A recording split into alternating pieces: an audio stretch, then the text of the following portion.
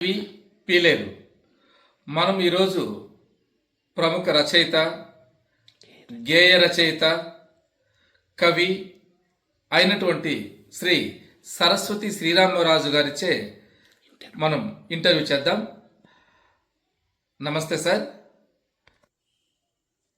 ముఖ్యంగా ఈరోజు మనం సోషల్ మీడియా ద్వారా రాజమౌళి గారిపై వస్తున్నటువంటి ట్రోలింగ్ని సమంజసమా కాదా అనే విషయాన్ని మీ మాటల్లో తెలుసుకోవాలనుకుంటున్నాము. మా ప్రేక్షకులకి మీరు ఈ విషయం పైన సరైనటువంటి స్పష్టతను ఇస్తారనేసి అనుకుంటున్నాను సార్. అవును సార్.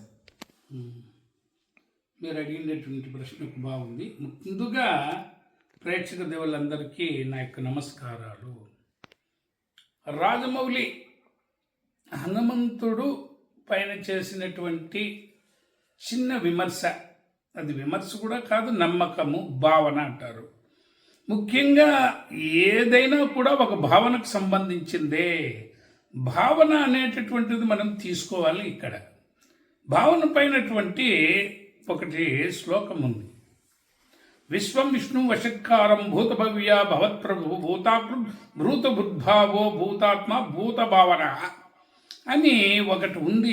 విశ్వం అనేటటువంటిది ఉన్నట్లయితే ఆ యొక్క విష్ణు రూపంలో కలిగినటువంటిది ఉంటుందేటటువంటిది, సమస్తము దానిలో జన్మించేటటువంటివి, అవన్నీ కూడాను భావనతో ముడిపడి ఉన్నాయి. అంటే ఆ సమస్త జీవులలో ఉండేటటువంటి ఆ భావన కూడా ఆయన రూపమే అంటారు. కాబట్టి మనిషికి ముఖ్యమైనటువంటిది భావన. ఆ భావన పుట్టినప్పటి నుంచి చిన్నారి వయసు నుంచి మరి క్రమక్రమంగా ఎదుగుతూ ఉంటుంది. ఈ భావనలో అతని కన్నా మనం చూసినట్లయితే అతని చిన్నప్పుడు పెరిగిండేటటువంటి భావనలతో అతను చూసిండేటటువంటి క్రమంలో కొంత ఫైనాన్షియల్గా ఒడుకుదుడుకులు చూశాడు.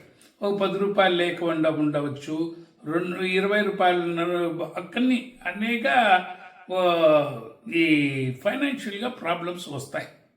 అప్పుడు దేవుడు నాకు సహాయం చేయలేదు కదా అనేటటువంటి ఒక భావన ఏర్పడుతుంది. ముఖ్యంగా దేవుడు అనేటటువంటిది ఎందుకు కష్టంలో నుంచి కాపాడేటటువంటి వాడే దేవుడు అనేటటువంటిది ఒక సమస్త ప్రజల్లో, సామాన్య ప్రజల్లో ఉంది. కాబట్టి ఈ భావన కూడా దాంట్లో ఇంక్లూడ్ అయి ఉంటుంది. ప్రతి భావన మనస్సులో నిక్షిప్తమవుతూ ఉంటుంది. కాబట్టి పడిండే కష్టాలు తీరిన తర్వాత ప్రముఖుడైపోయారు, మంచి పేరు వచ్చింది, మంచి సినిమాలు తీశాడు, అన్నీ సూపర్ హిట్టే. మరి బాహుబలి ఎంత హిట్టు, మగధీర ఎంత హిట్టు, ఆర్ఆర్ ఎంత హిట్టు, అంతకుముందు అన్నీ కూడా హిట్టే. కాబట్టి ఇంత పెద్ద దర్శకుడైన తర్వాత తనకు ధనము వచ్చింది, కానీ చిన్నప్పుడు కష్టపడినటువంటి భావనలు అలాగనే ఉండిపోయాయి. అప్పుడు నన్ను కాపాడలేదు, మా ఫ్యామిలీని కాపాడలేదు, మా అన్నే దేవుడి రూపంలో వచ్చి మమ్మల్ని అందరినీ చూసుకున్నాడు అనేటువంటి భావన. కాబట్టి ఈ భావనతో ఒక మాట మాట్లాడించవచ్చు. ఈ భారతదేశం అంతరత్న స్థానంలో కూడా ప్రతి ఒక్కరి మనసులో కూడా దేవునిపై నిక్షిప్తమైనటువంటి భావన మాత్రము చాలా గౌరవప్రదంగానే ఉంటుంది. కాబట్టి అతన్ని అందరూ ఒక కుటుంబ సభ్యునిగానే అందరూ భావిస్తారు. మన భారతదేశంలో, ముఖ్యంగా మన ఆంధ్ర రాష్ట్రంలో నేను కూడా ఒక తమ్ముడుగానే భావించాను. భావంగా తమ్ముడే అనుకున్నా. అలాంటి విషయం అన్నమాట రాజమౌళిది. కుటుంబ సభ్యునిగానే వచ్చింది. చిన్నది ఒక చిన్న మాట అనవలసి వచ్చింది. హనుమంతుడు వెనక ఉండి నడిపిస్తారు అనేటటువంటిది తన నాన్నగారు చెప్తే, లేదండి మా నాన్న చెప్పాడు కానీ నాకు దేవునిపై నమ్మకం లేదు అనేటటువంటి ఒక భావనతో మాట్లాడాడు, బాధతో మాట్లాడాడు. కానీ తన లక్ష్యం మాత్రం మహాభారతము, రామాయణము తీయాలనేటటువంటి గట్టి పట్టుదలిగినటువంటి ఒక దార్శనికుడు, మంచి దర్శకత్వం కలిగినటువంటి ఒక ధీరుడు. తాను ఒక్క మాట వినంగానే అందరూ ఉలిక్కిబడి లేశారు చూడండి. కాబట్టి మనము ఆలోచించుకోవాలి. ఈ దేవుడు ఉన్నాడు అనేటటువంటి వారు ఉన్నారు, దేవుడు లేడు అనేటటువంటి వారు కూడా మన దేశంలో ఉన్నారు.